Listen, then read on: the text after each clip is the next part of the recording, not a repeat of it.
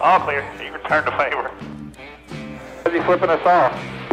I think he's pissed off that he started up front, we started in the middle, and we're already passing him 10 laps into this motherfucker. I think it's out of envy. All right.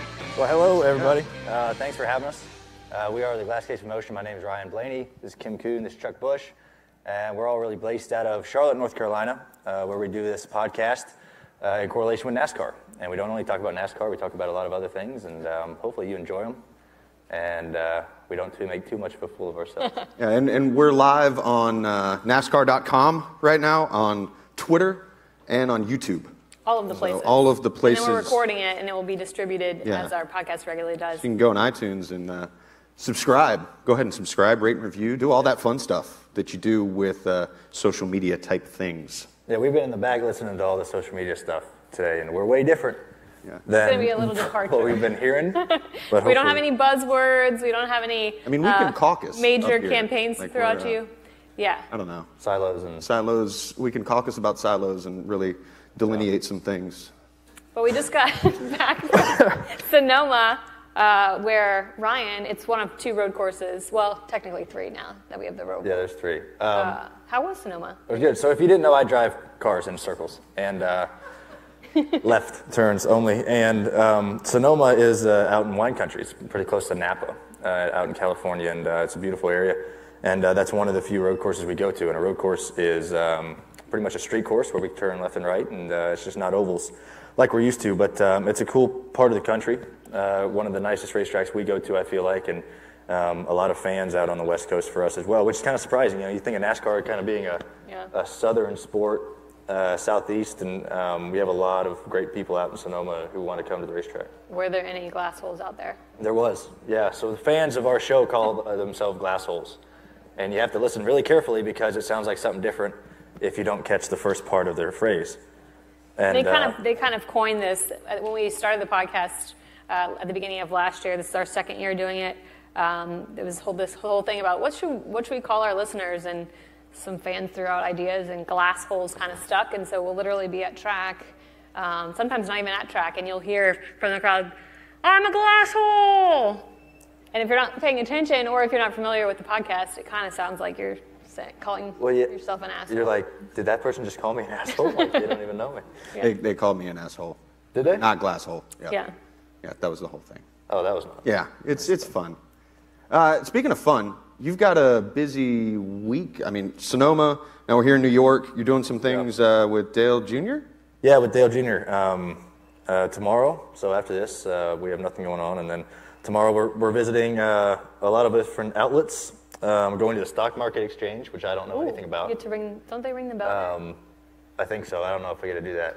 But I don't. Buy high, sell low. Market. What's that? Buy high, sell low. Okay, I don't know what that means. It was an attempt at a joke. It failed. It did fail. Miserably. Hard. No one laughed. Nobody laughed. I laughed. But there might be somebody laughing watching online. Yeah. Not here. That, and then I get to go on Watch What Happens Live. Have you ever seen that show?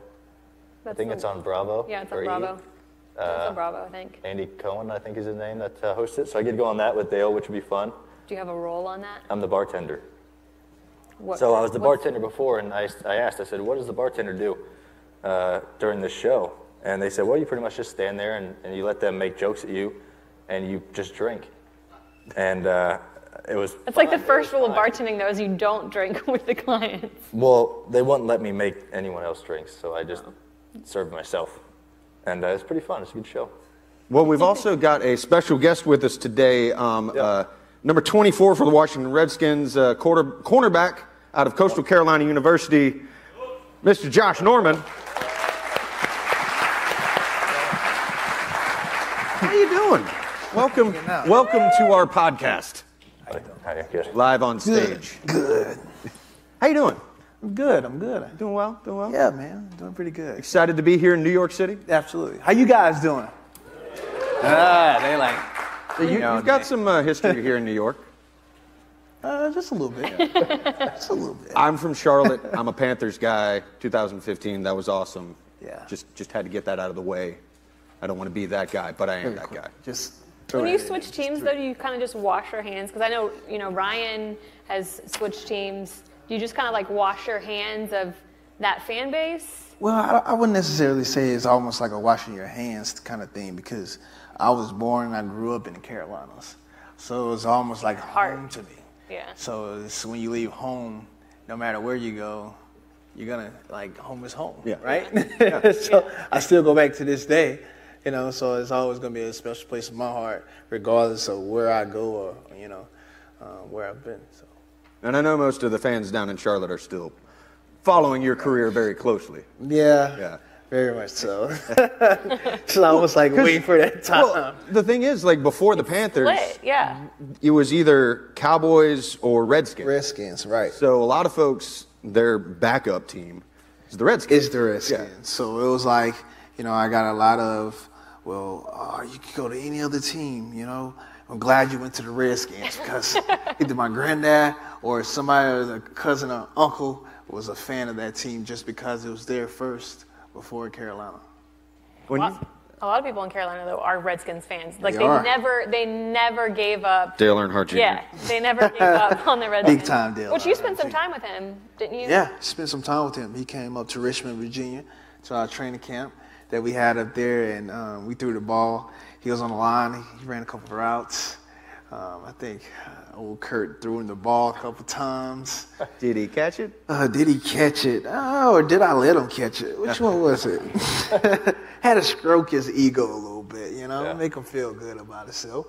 But he got a little wiggle to him. Yeah. I had to check him on the line. He's shifty. Had to get him back in that seat, you know what I mean? Put that seatbelt on. You took a ride with him, didn't you? Yeah, I took a ride with him. In the car, I think we went to the racetrack. Yeah. It's pretty cool, the whole experience. Just driving a race car, those G-forces get up on you pretty quick. Yeah. You know? Yeah, Richmond's actually like one of the lowest G-force places we go to. Yeah. And we go to some a lot higher ones. But honestly, so you rode in the right seat, right? And he was driving? He was driving. Honestly, you're in the worst spot. You would say? If something happens, you're closest to the wall. To the wall, you just smash it in. Yeah. But see, the thing is, we did have the NASCAR. We did have the race car because he had what was it? I want to say it was a backup car because he couldn't drive the race car with everybody. So he had the backup car. I think it was like a Chevrolet Camaro. Oh, okay. He was driving around, but it was nothing compared to the real thing. Yeah. Nothing. We'll have to change that. Maybe you come out to another one. Yeah. Maybe come to Maybe a Bristol. or a Talladega. Yeah. Where it's like high speed. Yeah. See, that's That'd much be more like, you know, my type of style right Speed. there. Yeah. Adrenaline junkie. Yeah. You know? This is what Glass Case of Emotion does. We open up doors and opportunities. We make things happen. Hey, we got to make that happen, man. We'll make it happen. Atlanta's early in the season. That could be a good season. Really? Yeah. Which is the fastest racetrack out there? I'll defer to my learned colleague on the far end. If you want to go to Michigan, that'd be really fast. We're going about 215, 220 there. Yeah. Or you can go to like a Bristol, Tennessee, where it's really small, but really banked and really high G-force, where you're only going 140, but it feels like you're going 200. Yeah, but they're pulling at you like that. Yeah. They're just like, Yeah. And you got to do that for like 4 hours, right? Yeah, something like that. It's that's what I'm like. It's I mean it's about it, you know, I'm not in the best shape like you, but I mean, I'm not the biggest guy out there. Whatever, man. Like, because it's like this: if you got to use the bathroom, how does it go down? That's like I think these are the questions we want to know, right? Exactly. Like, hard-hitting you questions. got to use the bathroom. What happens? 4 hours, you can't come off. You just go, man. You just go.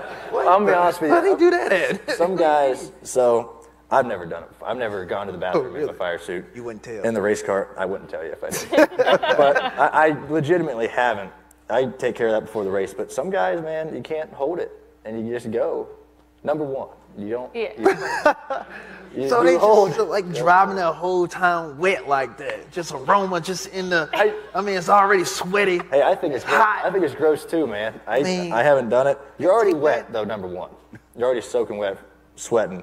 But yeah, the aroma, that'd be terrible. The biggest tip-off is after the race. If you see a driver get out of his car and just dump water all over himself, he's trying usually to cover up the evidence. Yeah. You know what? The best part about that, though, if you take a leak on yourself Yeah. You first place and you get out there and get the victory bath. It's nothing like it. Nothing like I it. mean, like, you got to celebrate and bask in it. I would. I'll let everyone know. I'll tell them. Like, the reason why I won this race is because I pissed myself. But what do you do on the sidelines? Because you have all that gear on. Yeah, but see, the thing is, And then you got halftime. we got a little outhouse behind the stadium, like behind our bench that we can go and hide behind and go between those doors. And yeah, it's like 3 or 4 hours. It depends on if we go overtime or not. But yeah, it's nothing like that, man. Do you go every game, during every game? Not every game. Yeah. Some people do, though. And Yeah. some people actually piss on themselves because it's a ritual. It's a You didn't know that. Really? Yeah. I was telling everybody that. But they do that. And it's kind of crazy and gross. I'm like, I bet it's kind of gross, especially when you got to tackle. Yeah, do the guys that they're no, tackling it know don't that? really be like the ones that tackle. It's more so the linemen, you know. Oh, okay. They So you're get, just- like really in it, in the trenches, you know. And the trenches just Yeah. peeing themselves. Like if it worked once, I mean, why not keep doing it? It's like a Yeah, I mean, superstition but I only ran across maybe 2 people who told me that.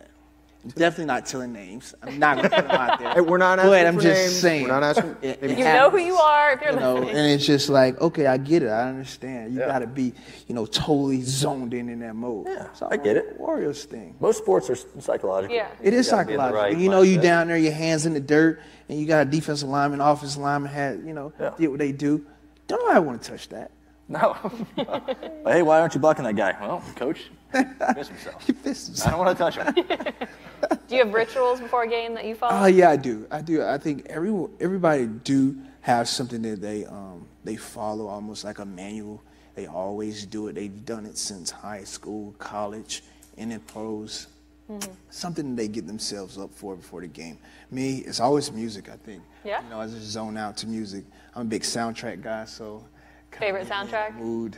Do you have a favorite? The Dark Knight. Say, do you have a go-to? Like, is that your go-to? The Dark? That's my thing. Yeah. Well, I mean, I know The Dark Knight is your thing, but is there like a go-to song? That's the go-to. That is the go-to. Are you a comic? The theme? I'm joking. I'm messing with you. Come on. The go-to song? Yeah. Oh, man, it's Young Jeezy, the motivational.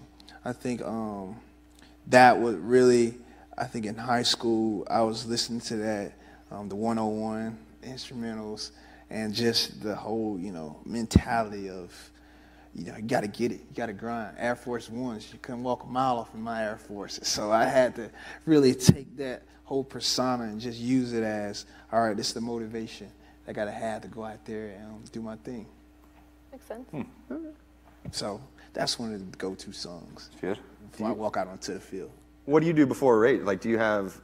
I know there's a little bit different mentality. Like before a race, you've got fans around you. There's people taking pictures. Yeah. Like in the NFL, you guys can kind of isolate have, like, yourself. quiet time. But do you have a time where you're in that zone, you're getting focused? Yeah, I mean, like our race days, I think they're different. Because we, like the morning of our race days are spent greeting like sponsors and partners and stuff and fans. And then we have our meetings with our team. And then we got like an hour to eat and stuff, which is nice. But then you walk back out through fans and you meet more people on your way to when they intro us.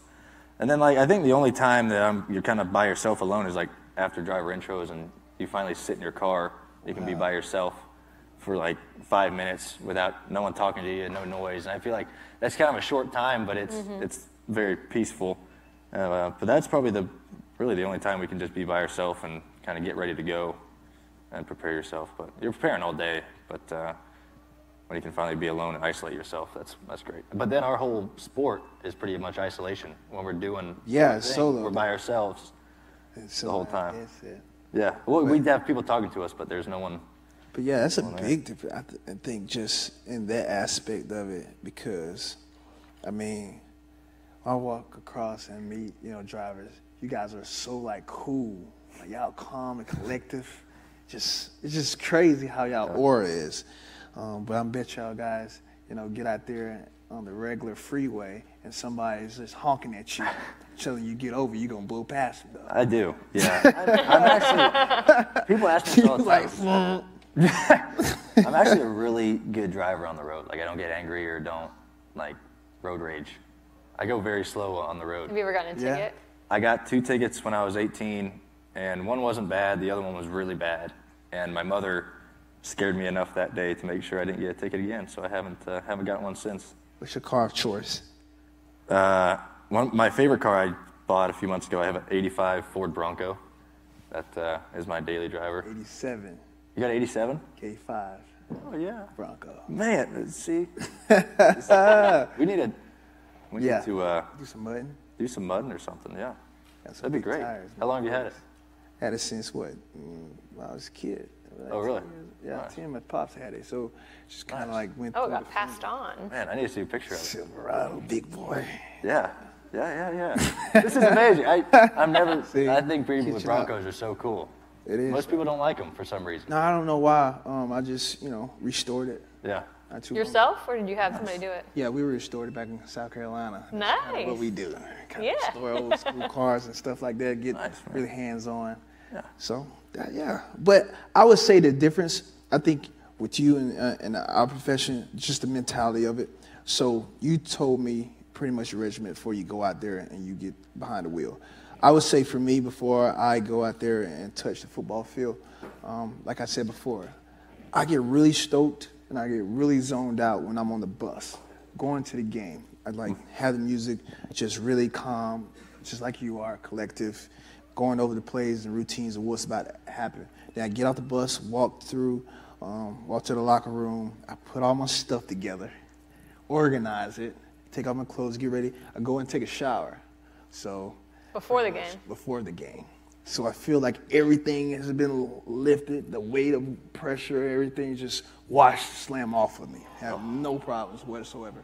And then I come out. Someone scored a goal. The soccer game. People you know are what? Hang having on. their laptops up watching the soccer. I know you were watching it out there. It's No. 1-1. It is not Nigeria. 1-1. It is now 2-1. That's what I'm saying. Now it's 2-1. Are you watching it? Hopefully Argentina. Argentina. Yeah, I'm not And paying attention Messi to anything that you're doing. I'm watching soccer right now. Yeah, he was like, the greatest thing is that my computer is hardwired so I can watch the soccer I'm while not I'm watching. on I'm stage. just following Argentina the got to scores. go on. Argentina, they must go on.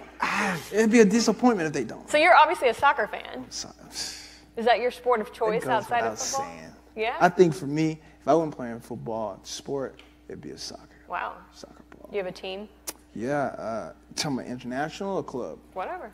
All right, got a couple, so let me run them off. International, I think, but France, I feel like they're going to win it. For some odd reason, I don't know. It's just got the best players on the team right now. I got Brazil. They're going to be heavy. Yeah. And I did go for Argentina, but now I was like, I don't know. Well, I mean, they're starting to pick it up. It's now 2-1 I Argentina. don't know. So, club, Manchester United, Man U. Yeah. Oof. From PSG, Paris Saint-Germain.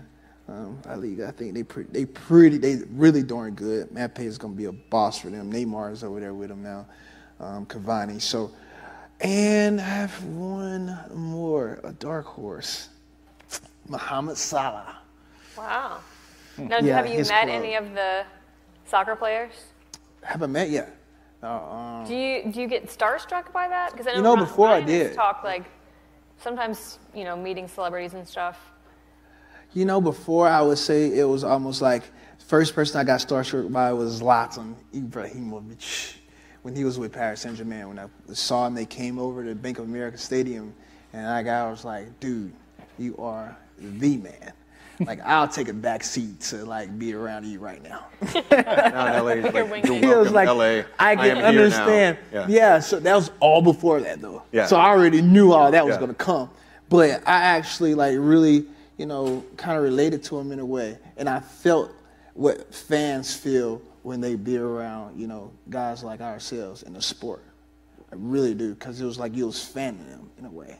I never fanned anybody, so I didn't know how it felt. But now it's almost like I take time now more so than I ever did to, relate to the fans. So give you a better respect for your fans? Absolutely. Better understanding. Well, that's the big thing. Like with NASCAR, everybody is right there around the drivers, and they're very connected. Like you have meet and greets and all that stuff. The NFL, it's a little bit more isolated. So how do you get out there and connect with your fans? Well, social media is a big thing now. I think the social media platform is, light years beyond. I mean, we're on like 3 or 4 of them right now. We're on Twitter, NASCAR.com, and YouTube. Right? Live. Like, it's bananas, maybe on Instagram. But, like, it's just how you connect with people now with the push of a button. The streaming is far advanced. And so I think where you are, fans show up and they come and they be around you. Like, I just did something with Antonio Brown, who was in Miami, who was working out. He was doing on his phone what was running at. I'm telling you, about a freaking 100 people just came up on the beach that day and just was like running with us. Like about 15 of them survived at the end of the running session, but you know, they were just running with us. And like then like, even when I went to LA, I posted out, you know, where I was running at. I was running up this big old hill, and then like Sandy Springs, whatever the place called. And I kid you not, a dad brought his kid to the place we was at. He had a jersey already ready, the sign and everything. So I was like, I gotta finish my workout first, my man. I'll get to you. I see you. I ain't going nowhere. Finished the workout, came back and signed it.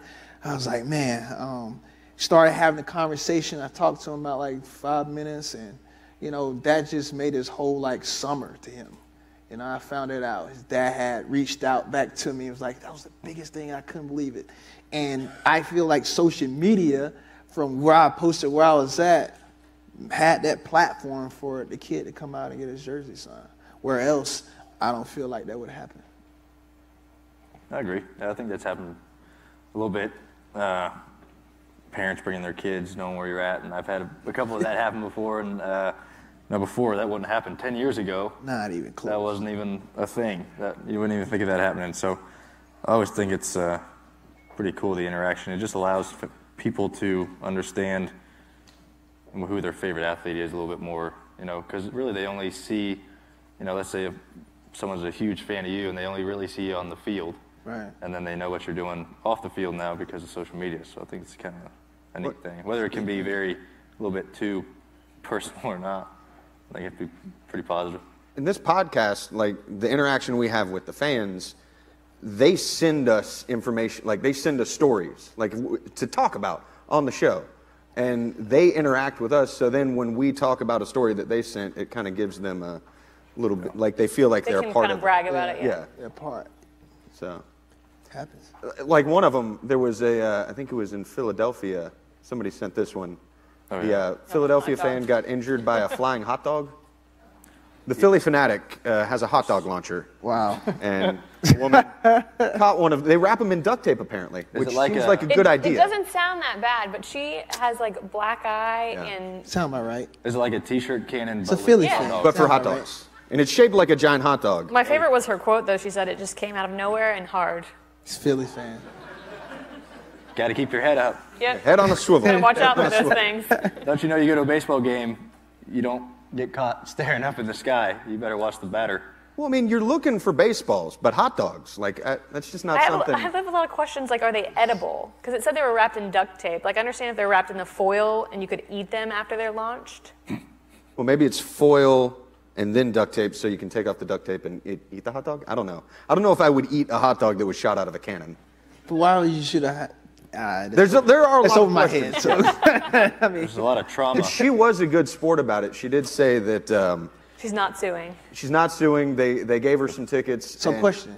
I definitely do have this question. Did they put the ketchup and the mustard on the side of it and then wrap it with the shooting it? Well, see, that would make sense with the duct tape if you're duct taping the ketchup and the mustard. Martin's bun and the dog, you know, the bun and the dog. That was just... Well, that's a separate gun. But I'm saying Martinsville Speedway, like they have their world famous hot dogs with mustard, slaw, chili, and then they wrap it up in tinfoil. So I'm imagining something like that, like a soggy bun. Soggy, just shot out of steamed bun inside of tinfoil, then duct taped, launched from a cannon. The hot dog from 4 games ago. Yeah, but she did say that if folks laugh about this and have a good time, she's cool with it because she sees the humor in getting hit in the face with a hot dog. I could make a really funny joke. You could. We go there a lot of times on this show. That's kind of like our... These people seem like... Classy individuals. We are in New York City, so we got to be a little bit... How do you like New York? How do I like New York? The city. Just the city. You really don't want to know? None of the athletic stuff around it. I don't know, man. I think I'm going to take the high road. You're a country guy, though. I am. Yeah, and I've actually read that you grew up riding horses. Yes, a lot of course. I don't know why I can't picture that. Ryan was just telling me how he's terrified of horses. It's one animal I'm So- very afraid of. I think you need to take him horseback riding. So, Break the curse, right? the reason why I'm afraid of him is it's a massive wild animal that's in between your legs that has a mind of its own. People are like, oh, you can tame them. No, you can't. They can snap. You can tame dogs, but they can snap on you. I don't know. A horse is just a massive, massive animal that you're riding, and that thing's going to buck you off and just groin kick you to last week. Am I wrong? Yeah, I'm wrong. Yeah. You're Okay, wrong. I'm wrong. You know, like, I don't think Do I need anybody to give knows horses a chance? The first real companion for a human being was the horse. You know, they had horseback since the beginning of almost time, almost. You know, cavemen even had horses. When you look at it, look through the crystal ball. It's time. Rewind back in time. Right. I'm trying to imagine them. I'm trying to imagine the two of you on horses together, like trotting through the trails. I think if you grow out your hair a little bit longer, Ryan, then just kind of galloping off with it flowing. And Horses was a thing, man. Like, it really is. Wild West, ever since, they all had horses. Yeah. I think we got here, they built it back on horses. You know, America back was built on horses.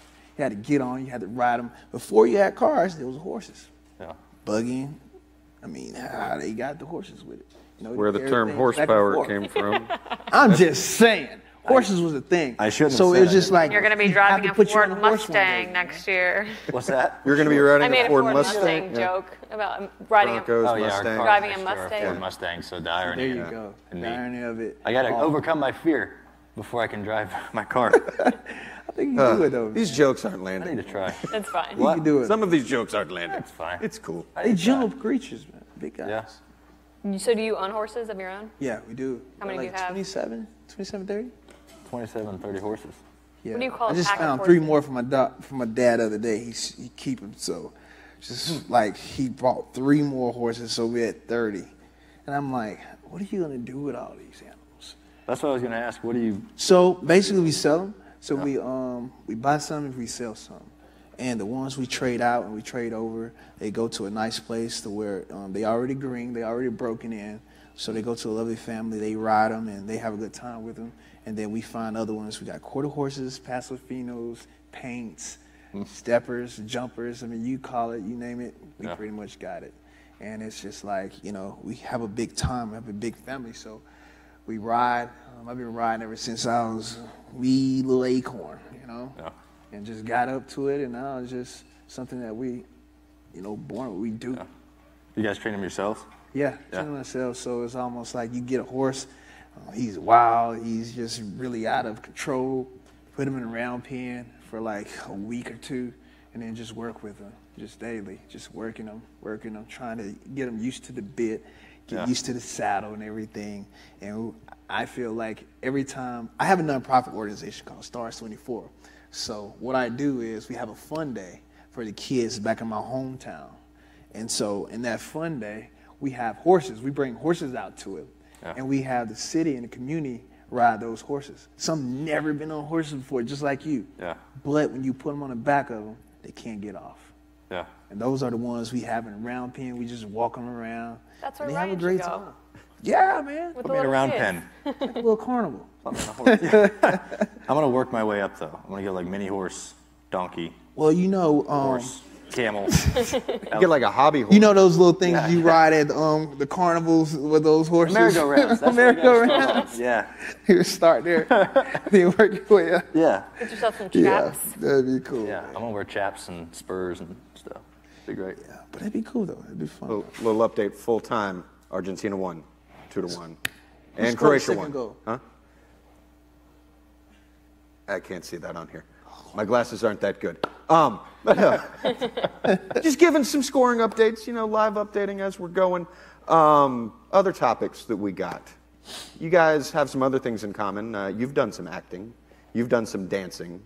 You know, things that you guys do. Are those similar? Huh? Yeah. Acting and dancing? Sure, it can be. Yeah, you gotta play You got to be a triple part. threat, right? Yeah. You got to be able to act, dance, and sing. I've heard you sing. Well, it's magnificent. No, I don't have singing. I was about to say. No, I can't sing. People are trying to hear this tune. I'm trying to hear it. No, they wouldn't want to I clear don't a know if room they would out like quick. his type of singing he does. Yeah, have you heard? Ryan sing? Oh, yes. Yeah. It's good. I don't sing. I do a type of singing that isn't really called singing. I like heavy metal music. Oh, you gotta rock out. So That was you trying I to do that stuff. Oh, yeah. okay. I got you saying. So yeah, that ain't singing. no, that's what I said. That's what I said. I wasn't gonna take credit for it, but yeah, I did a little voiceover in Cars 3. That was pretty neat. Yeah. Yeah, the first Cars come out when I was like 12, and so I loved it as a kid. So to be a little voice in it, I thought was pretty neat. And, Which one was you? Which car you had? I had like 2 lines, very, very small.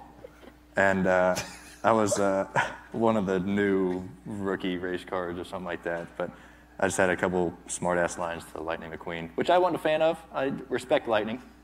And they made me disrespect him in the movie. And I tried to go to the director, and he wasn't listening, obviously. And Never do. never do, don't they? No, never do. But yeah, we did that, so that was neat. Well, that's cool, man. So- You was on the credits. Yeah. That's what's up. Yeah, I was on the credits. Yeah, I the stayed and credits. waited. Took a photo from my mother, and she was very proud of me. So, but Always got to make mom proud. Animations. yeah, That's cool. but you were on Dancing with the Stars, weren't you? Yeah, it was on it. It's almost like acting too. Yeah, It is. Because you got to sell the crowd. yeah. You got to make them believe it, that you actually really are a dancer. Did you enjoy? Know nothing about that. Yeah, nothing about. Nothing about it. Who was your partner? Shauna Oh, I like Burgess. Shauna. Yeah, the redhead. Yeah. Yeah, she was really tough. She's a Everybody clearly was whippersnapper. dating. I was just like, where did it come from? Chemistry, right? That means that you had good chemistry. You were selling yeah. it. That's why I said it was just a big old acting role. Yeah. And the thing is, but with that came an extreme amount of hard work. It truly did. I think that right there has put me on a whole nother different level as far as my mentality of what I can actually take upon myself. Do you feel like you gained more fans too? Like fans that Oh, maybe for weren't sure. football fans or weren't For Red sure. I Sox think, fans? people saw me in a different light, so it opened their eyes more so to what they see on television behind, that mask that we have on.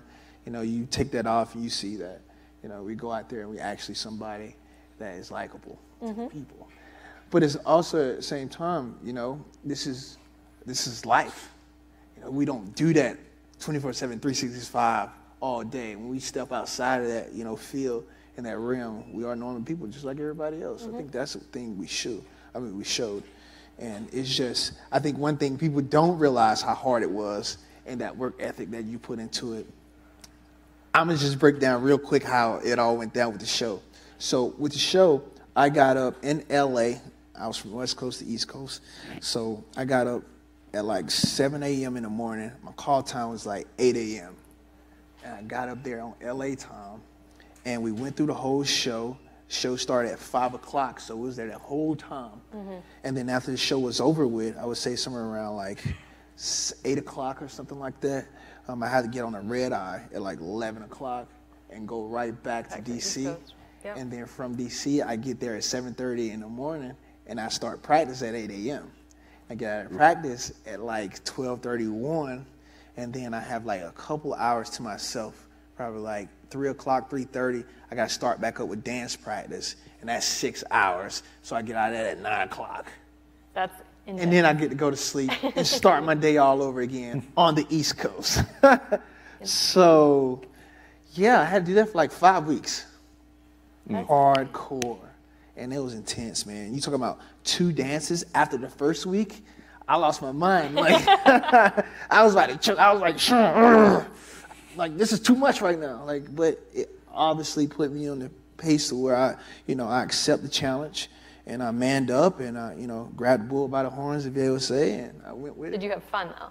I had fun the first dance. After that, it was just straight business and work. I swear, man. Like, I've never experienced anything like that, because when you're not a dancer, you don't know, the realm you getting yourself into. And then right after that first week, everything was great. And then that next one, you have 2 dances on top of learning the choreography for it. Like, I don't care what you say. Those skaters had an advantage. They knew the choreography. They've been doing that since they've been born. You finished runner-up. to a figure skater. I know. That's Pretty good. not fair. Like, It wasn't, but you know what? It's hard, but it's fair in a sense because, you know, you signed up for it, you knew what you were getting yourself into, so it was almost like trying to defeat the odds that was already stacked up against you, you know? And hell, I think I came very darn close to it. If the scores would have went off that last dance, I would have won the mirror ball, for sure. Would you ever do Dancing with the Stars, Ryan? I'm not talented enough to do that. I don't know. Man, I think you could do after it, man. you That's what I'm describing saying. how much work it was, I don't know Yeah, if I could do it. but the thing is, like, I was doing it during football, like off-season training camp, and I didn't want to miss any training camp because I wanted to be with my guys. You know what I'm saying? So it was almost a sense where I had to really take it upon myself, you know, to do a little bit more, put a little extra into it. Yeah. But you didn't have to do. I mean, you could just do it. I'm pretty sure if you do it, it wouldn't probably be around the season time either. It'd probably be in the winter, when we're off. Maybe we could do that. Michael Waltrip did it one year. Did he? But he wasn't racing full time. Yeah. And I don't think he made it very far into the. Well, he's like very He didn't uncoordinated. have really good rhythm. He can't even walk. He trips over his own feet. You seen him try to play basketball? It's hilarious. Tell me about this though. This is be tripping me out. I think when I do be watching NASCAR, when guys run into each other, they get out, they start tussling with each other like they're about to fight. But nobody really throw like any blows. Like, what is going on? Like, Hey, I want to know that. I'm right there with you. Like, what's the problem? Like, why? What's the point? I'll be honest with you, Josh. I don't know. You got the car, just get in each other's face.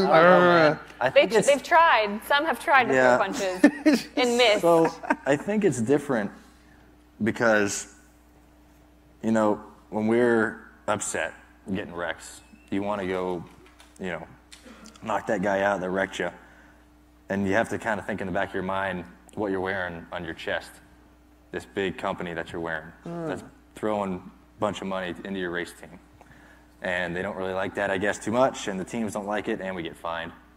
Oh, yeah, dude. How much I get fined? It's a lot or what? I don't. It's enough to not make me want to punch someone in the face. I understand. Maybe one day, though. Maybe one day. I mean, there have been That's my dream. That's what There the have main been some goal. historic incidences on the track. I mean, the '79 Daytona 500, a couple years ago at Texas with Jeff Gordon Jeff and Burton. It was a big fight, yeah, there. Yeah. But it's a rare occurrence for sure of, you know, big fights and There's stuff. also a lot of people around, so it's hard to even get close enough to throw a punch before you have a crew guy that's like clotheslining you, keeping you from. the other thing is you're strapped Doing into it. the car, so like if you get wrecked and then like you're heated, you gotta like unstrap everything, get out, and it's like you hang on, Take off your give me a minute, helmet. I gotta unplug this And the unhook radio. this. Like on the Yes. football field, it's just like all It right, gives you some time to like cool throw my off. helmet off and we're going. Yeah. You could Yeah. cool down in the amount of time that it takes you to unstrap. Yeah. I should ask you, because we discussed this, I think, last year on the podcast, because we've seen drivers who have tried to start tussles, and some have kept their helmets on, which I think is a little boy's move. You think so? You would keep your helmet on or take it off when you're if you're going to throw a punch. Well, you know, I mean, I think this. Why would I take it off? I think it's kind of like, I think just the nostalgia of it, man. yeah. I mean, you want to see my face? I'm already mad. You know that. I feel like there's something very manly But- about taking your helmet off and showing him what you got. Yeah, showing them what you got in your face, but I think you're not, you know, tussling with your face. You know what I'm saying? I think that's something you want to protect. So if you do get a blow thrown at you, you're not really hitting your face. You're hitting the, you know. You're not messing the moneymaker up. No, you're like hitting the target of the helmet, which hurts more than the face. You know what I'm saying? I got you. It's a bit different. It's a bit different. Well, would you rather want to tussle with somebody on the field or just show them who's the boss and keep them from making any catches, hold them to 0 catches in the game, 0 yards? Absolutely that, Yeah. for sure. Yeah. For sure. I mean, that tussling stuff is a side act. Like, that's not even real. That's not who the person really truly is. That's just something that I In feel the heat like of the moment. the heat of the moment, and they're showing something more than what they're trying to show the other opponent.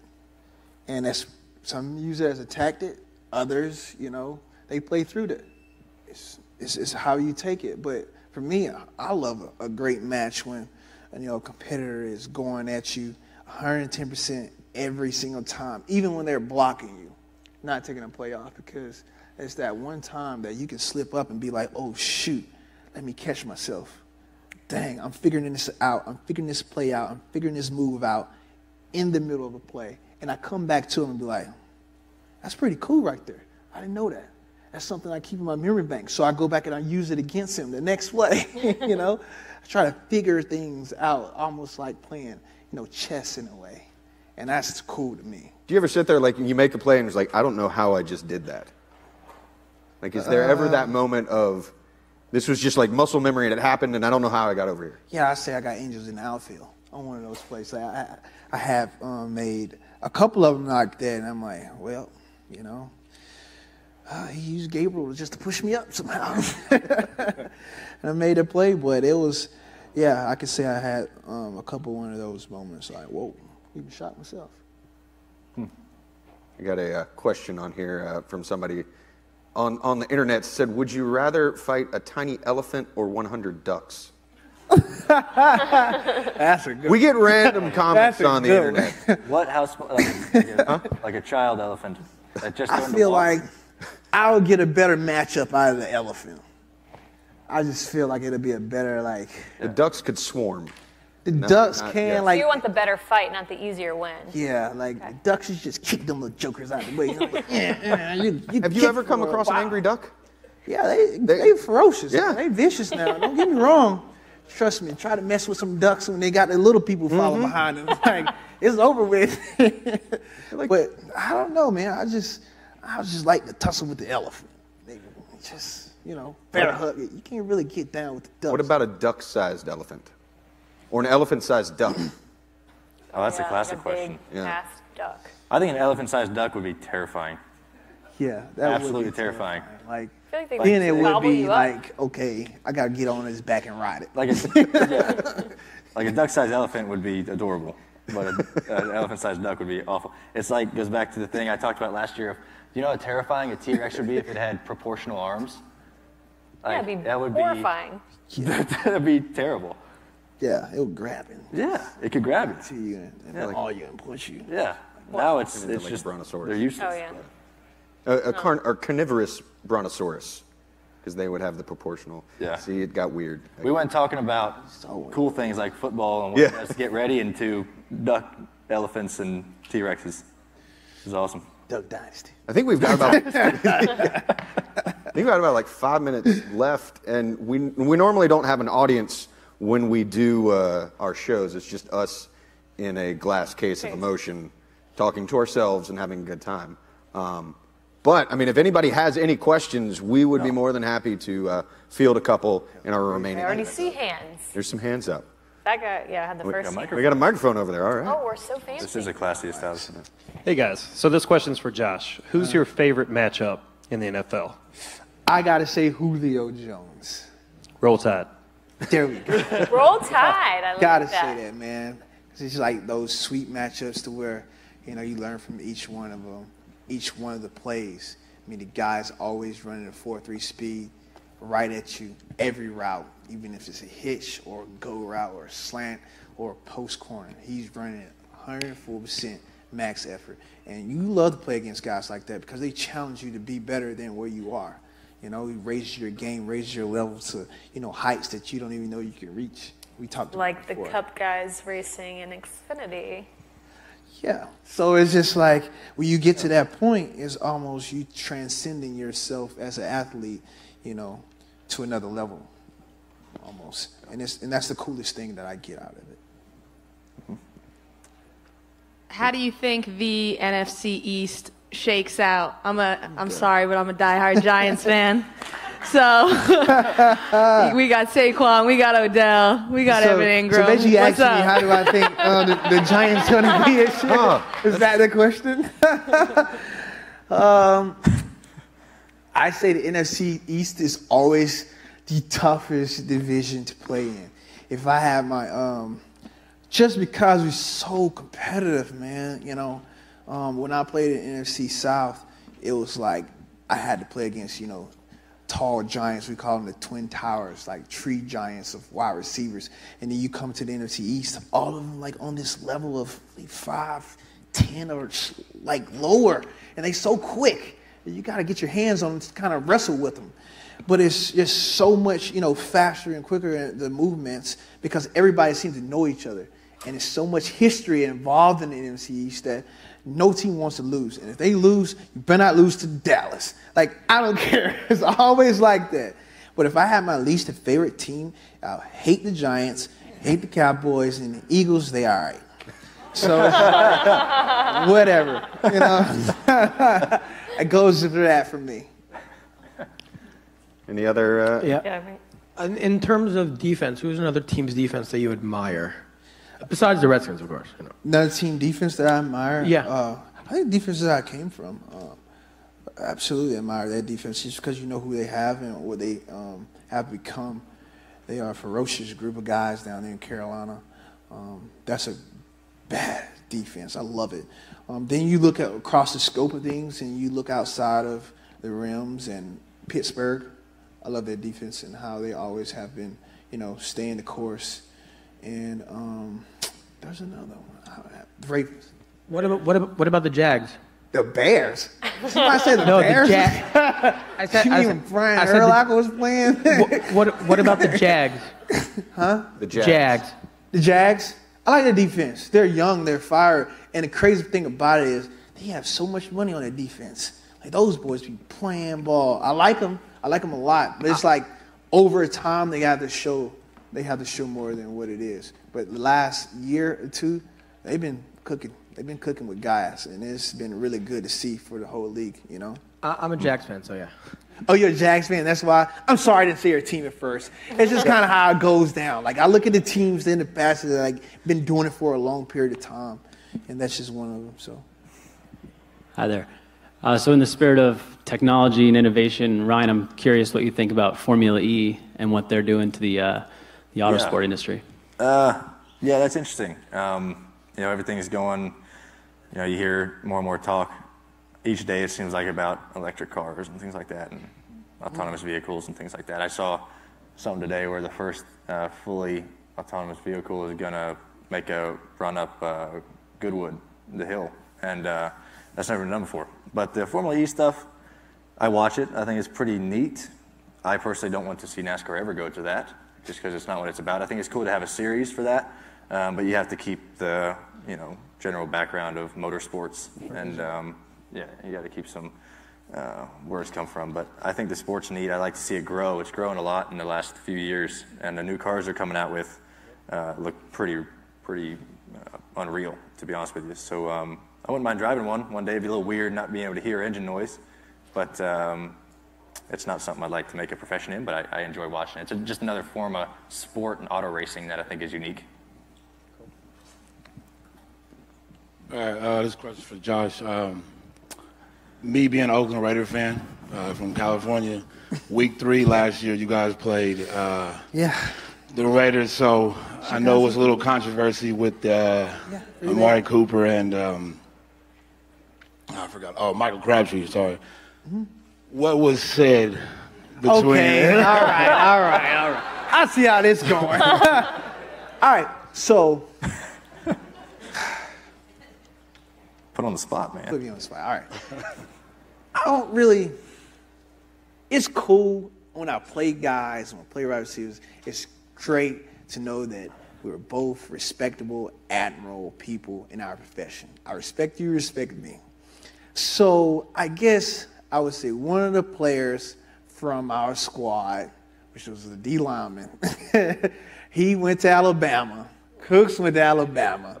So they was going back and forth with each other, and he was telling me what he said he was going to put up on my head and what he was going to do to the rest of my teammates. And I'm like, he said this to me before the game.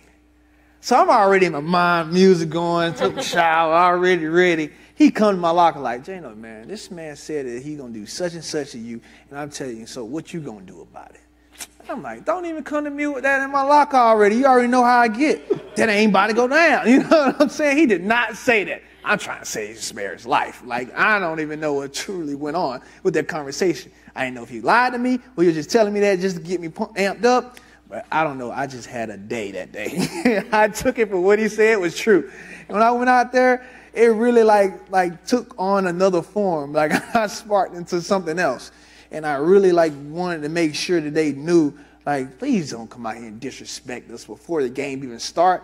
And then when Crabtree went at it, it was just, he put gas on top of already burning flyer. Literally. I just went at his throat every time he got the ball, and I told him about himself.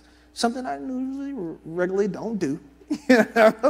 But, yeah, they really got me into it. And then as soon as that game was over with, I think Cooks or whatever hit the guy up, and he was like, bro, what happened? Why did you, go off? Why you tell him all that stuff? He's like, man, we trying to win this game, man. I try to get him fired up because I'm trying to win this game. I don't care what you talking about. So basically, I found out that he lied to me about the whole thing. So I'm like, he didn't say all that? He was like, nah, man, I just really wanted to win, man. I really want y'all to get out there and go at it. So I felt bad. I couldn't take it back, so I'm apologizing now to you. It was good. That's how I went down. Well, Josh, we thank you for coming on the show today. Thank you all for watching, all the fans watching on YouTube, Twitter, NASCAR.com. Go subscribe, Last Case in Motion. Ryan, you got anything? No, thanks for coming. It was pretty neat. We don't usually have a live audience, and it was a little awkward in the beginning, and it got loosened up